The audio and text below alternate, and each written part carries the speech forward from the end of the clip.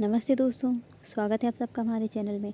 हाजिर हो फिर से एक नई कहानी के साथ। कहानी मेरी भूल।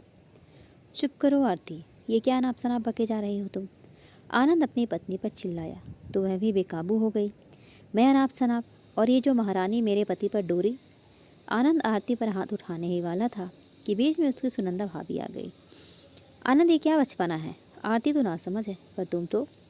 वाह जेठानी जी, पहले आग लगाया और अब उस पर पानी डालने का नाटक। पैर पटकती हुई आरती अपने कमरे में चली गई। आरती जब इस घर में आई तब सुनंदा की गोद में 6 माह की बेटी थी। साल भर बाद वह भी एक बेटे की माँ बन गई।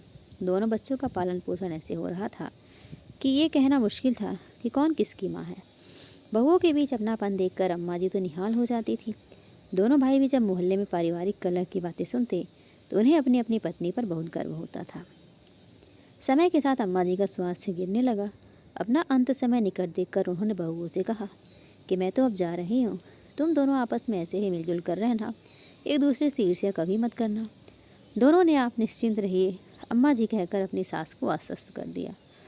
एक दिन सुनंदा की बेटी अपना रिपोर्ट कार्ड दिखाते हुए बोली, माँ मैं क्लास में अव्वल आई हूँ। सुनंदा ने एक खुशखबरी आरती को सुनाई तो वह कांटों पर लौटने लगी, क्योंकि उसका बेटा 2 विषय में फेल हो गया था। बस उसी दिन से आरती को अपनी जेठानी और उसकी बेटी से डाह होने लगी थी।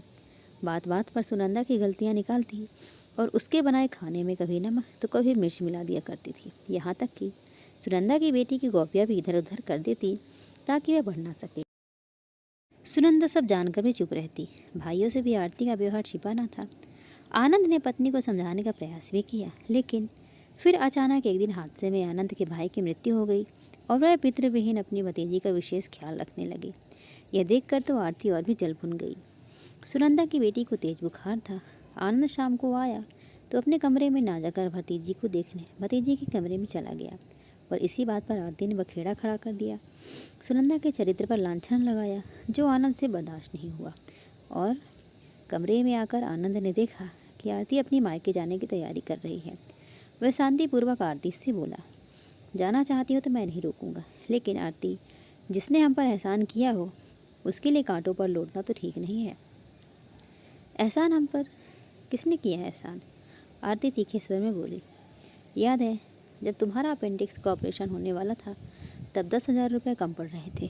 जानती हूँ, मेरे पापा ने दिए थे। नहीं आरती, भाभी बोली कि आरती के पिता से पैसे लेना उचित नहीं है। अब आरती हमारे घर की है, उसके सुख दुख की जिम्मेदारी भी हमारी है। तब उन्होंने अपने कंगन गिरवी रख दिए और अपनी सौगात दे दी कि आरती को मत बताना। भाभी तो हमेशा तुम्हारे भले के लिए सोचती है और तुम होगी उनसे बेवजह की ईर्ष्या। दीदी, दौड़ती हुई आरती सुनंदा के कमरे में गई और उसके पैरों पर गिरकर रोने लगी। दीदी मुझे माफ़ कर दो, ना जाने मैं क्यों आपसे डाह करने लगी थी। दीदी वो मेरी भूल थी। अपनी छोटी बहन को।